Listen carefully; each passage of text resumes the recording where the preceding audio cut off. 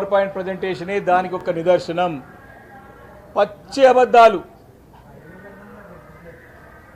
ఒకానొక సందర్భంలోనైతే రాయలసీమ లిఫ్ట్ ఇరిగేషన్ని నేనే ఆంధ్రప్రదేశ్ ముఖ్యమంత్రి చంద్రబాబు నాయుడు గారితో మాట్లాడి ఒప్పించి మెప్పించి ఆపించిన అని చెప్పి గొప్పలు చెప్పుకున్నాడు. ఇదే సభలో, నిండు సభలో రికార్డు ఉన్నది.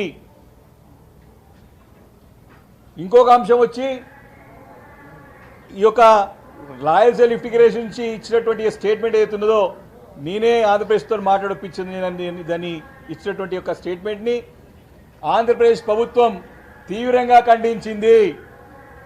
రాయలసీమ లిఫ్ట్ ఇరిగేషన్ పనులు ఆపింది రేవంత్ రెడ్డి గారు చెప్పినందుకు కాదు, ఇది గత ప్రభుత్వంలోనే 2020లోనే అప్పుడున్నటువంటి ప్రభుత్వాల్లో కేసీఆర్ గారు న్యాయపూర్ణం చేసినందుకే ఆగిందని చెప్పి స్పష్టంగా వారి యొక్క ఖండన చూసాం. ముఖ్యమంత్రి గారు తల ఎక్కడ పెట్టుకుంటారు, రేవంత్ గారు ముఖం ఎక్కడ పెట్టుకుంటారు, ఈరోజు సమాధానం చెప్పాల్సిన అవసరం ఉన్నది. రెండో అంశం, చాలా స్పష్టంగా లిఖితపూర్వకంగా ఉన్నటువంటి అపెక్స్ కౌన్సిల్లో జరిగినటువంటి 2 మీటింగ్లని వక్రీకరిస్తూ తనకు ఉపన్యాసం కొనసాగించినాడు. దాంట్లో చాలా క్లియర్గా మినిట్స్లో రికార్డ్ అయినటువంటి స్టేట్మెంట్ అన్నింటినీ కూడా కిందిది మీదికి పైంది కిందికి చెప్పి తప్పుదోవ పట్టించే ప్రయత్నం చేసినాడు. అది కూడా నిండు సభలో మినిట్స్ రికార్డ్, అది కూడా అపెక్స్ కౌన్సిల్ యొక్క స్టేట్మెంట్ ఏదో స్టాచ్యుటరీ బాడీ ఉందో జాతీయ స్థాయిలో దాన్ని కూడా మోసం చేసే విధంగా ఆ స్టేట్మెంట్ను కూడా చదివి తప్పుదో పెట్టించే విధంగా ప్రయత్నం చేసినారు. అది అపెక్స్ కౌన్సిల్ 1 and 2 వక్రీకరణ రెండో అంశం. మూడో అంశం, నదీ జలాల యొక్క తాత్కాలికంగా సర్దుబాటు, ఏదైతే కృష్ణా జలాలు రేషియో అవుతున్నదో ఆ రేషియోని ఏదైతే అప్పుడు ఆ సంవత్సరం మటుకి తాత్కాలికంగా సర్దుబాటు చేసేటువంటి ఒప్పందం ఏముందో అది పర్మనెంట్ అయినట్టు, శాశ్వత ఒప్పందం అయినట్టు సభను నమ్మించే ప్రయత్నం చేసి మరొకసారి మోసం చేసినట్టు రేవంత్ రెడ్డి గారు. అంటే పచ్చి అబద్ధాలు. ఆన్ రికార్డ్ ఉన్నటువంటి స్టాచ్యుటరీ బాడీస్ ఏవైతే జాతీయ స్థాయిలో కాన్స్టిట్యూషనల్ బాడీస్ ఏవైతే ఉన్నాయో వాటిని కూడా తప్పుదో పట్టించే విధంగా వాటి స్టేట్మెంట్స్ కూడా వక్రీకరించి చెప్పినాడంటే ఈ ముఖ్యమంత్రి రేవంత్ రెడ్డి మామూలు నాయకుడు కాదు, పచ్చి మోసగాడని చెప్పి మరొకసారి రుజువైనది.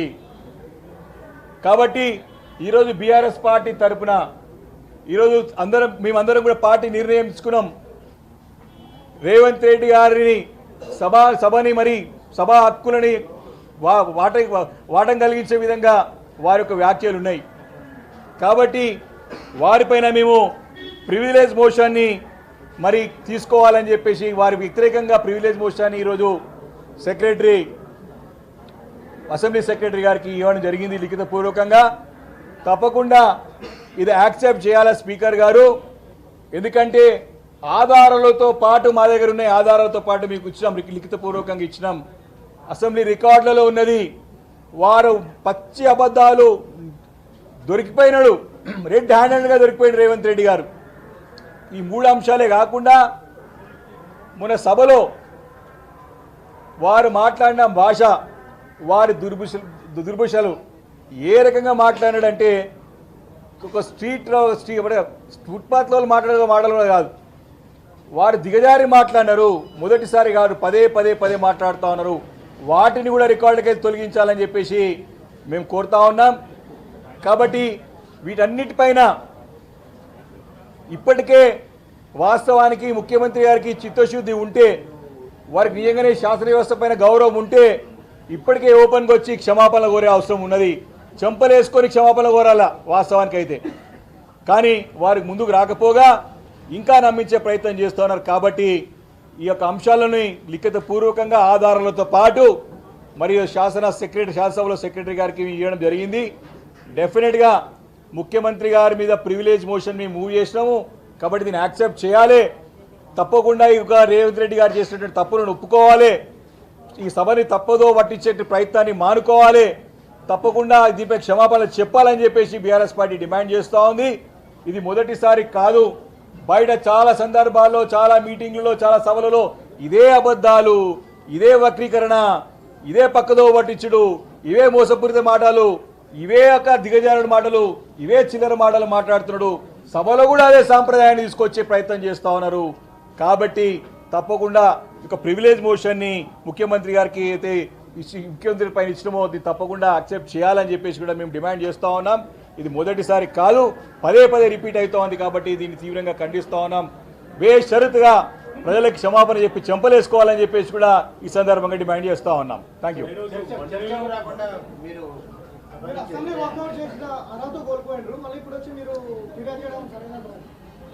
సభ నుంచి వాకౌట్ మేము బహిష్కరించినాం. ఈ సెషన్ని బహిష్కరించినాం. మేము మా హక్కుని ఏం కోల్పోలేదు. మేము ఒకటి స్పష్టంగా ఏదైతే పీపీటీ మీరు ఇచ్చినారో మాకు కూడా పీపీటీకి అవకాశం ఇవ్వాలని చెప్పినాం. మేము పీపీటీకి మాకు అవకాశం ఇవ్వండి, సభకు వచ్చి మాడతామని ఓపెన్ ఛాలెంజ్ చేసినాం. భయపడ్డది ప్రభుత్వం, భయపడ్డది రేవంత్ రెడ్డి మంత్రులు, మా ముఖ్యమంత్రి గారు మంత్రులు భయపడ్డారు మాకు పీపీటీ ఇవ్వడానికి. మైక్ ఇచ్చడానికి భయపడుతున్నాడు ఆయన. స్పీకర్ గారికి కింద సిగ్నల్ ఇచ్చి టకాటక బటన్ పెట్టుకొని మొక్కుతా ఉన్నాడు మైక్ ఇవ్వకుండా. వారేమో ఇష్టం వచ్చేట్టు మాట్లాడొచ్చంట, మేమేమో ఏం మాట్లాడొద్దంట. అంటే తప్పుని తప్పు అనడం కూడా తప్పు అయితే విపక్షాల పార్టీలు ఎందుకు ఉండాలి సభలో? ఎవరి గురించి ఉండాలి సభలో? ఇంత సభలో అది మా కౌరవ సభలాగా మారింది ఈరోజు. తెలంగాణ శాసనసభ ఒక కౌరవ సభలాగా మారింది ఈరోజు. మాట్లాడే గొంతు నొక్కేయడం మొదటి రోజే, మొదటి అంశం పట్లనే ముఖ్యమంత్రి గారు తప్పుదో పట్టించే ప్రయత్నం చేస్తూ ఉన్నారు. మేము అడిగిన ప్రశ్నలకు జవాబు ఇవ్వకుండా మా పైన అన్పార్లమెంటరీ లాంగ్వేజే కాదు, అబ్యూజివ్ లాంగ్వేజే కాదు, చనిపోవాలని కోరుకునేటువంటి నాయకుడు ఉంటారండి దేశంలో. ఎక్కడ పోయి పండుకోమంటాడు? శవాలు కాలిపోయి సగం కాలిపోయిన శవాలు ఉంటాయంటే ఈయనకి ఏడు విషయంలో మరి సగం కాలిపోయిన శవాలు చూపెట్టాలి వచ్చి మాకు. అంబర్పేట శ్మశాన వాటికలో సగం కాలిపోయిన శవాలు కొట్టుకొస్తే పోయి ఆడ వండుకోవాలంట పక్కకి ఆయనకు పోయి.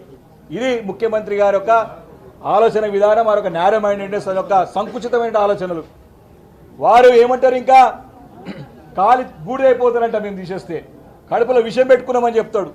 ఈ రకమైనటువంటి దిగజారు మాటలు మాట్లాడడం కాదు. మేము అడిగిన ప్రశ్నలకి సమాధానం చెప్పంటే దానికి సమాధానం చెప్పలేక మళ్ళీ మేము మైక్ తీసుకుంటే సమాధానం చెప్పాల్సి వస్తుందని చెప్పి తప్పుదో పట్టించే ప్రయత్నం చేస్తూ ఉన్నారు.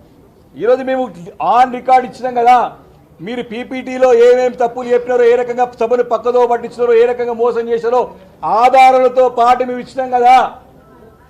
ఇవ్వండి మీరు దమ్ముంటే ఛాలెంజ్, ఓపెన్ ఛాలెంజ్ ముఖ్యమంత్రి గారి పట్ల. ఈరోజు మేము అవిశ్వాసం ప్రకటించడం, ఈరోజు వారి పట్ల ప్రివిలేజ్ మోషన్ మూవ్ చేసినాం. ఈరోజు పక్కన ఆంధ్రప్రదేశ్ రాష్ట్ర ప్రభుత్వం నువ్వు చేసి తప్పు బాబు తప్పు మాట్లాడని చెప్పిండు. నిండు సభలో తప్పు చెప్పడం ఒక ముఖ్యమంత్రి స్థాయిలో మాటలా?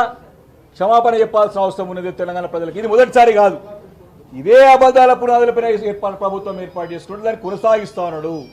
కాబట్టి ఇటువంటి సభలో తప్పకుండా బాధ్యత ప్రతిపక్ష పార్టీగా ఎన్ని అవమానాలైనా భరిస్తాం, ఎన్ని ఇబ్బందులు పెట్టినా భరిస్తాం, కానీ మాకు అవకాశం ఇవ్వండి మళ్ళీ వస్తామని చెప్పేసి కూడా. ఎందుకంటే ఆ రోజు మాకు అవకాశం ఇవ్వలేదు స్పీకర్ గారు.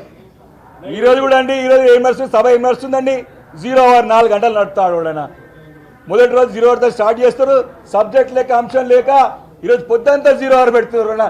తెలంగాణ శాసనం కాదు, భారతదేశం మొత్తం చరిత్ర చూస్తే ఎక్కడైనా 0 అవర్ గంటలు పెట్టుకునేటంటే ఏం సబ్జెక్ట్ లేదు, చెప్పుకోవడానికి ఏం లేదు.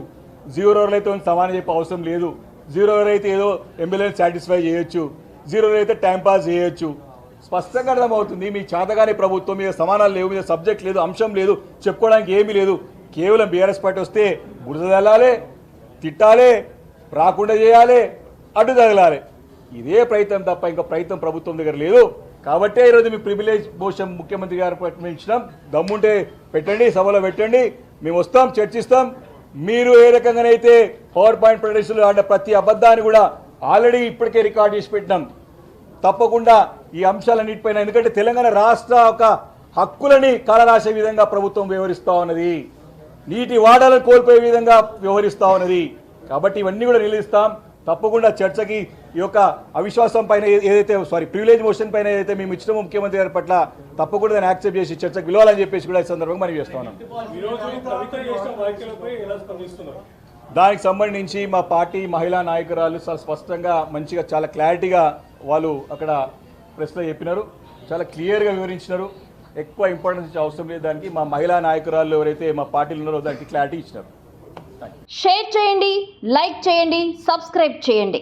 మరిన్ని వీడియోల కోసం బెల్ సింబల్ పై క్లిక్ చేయండి.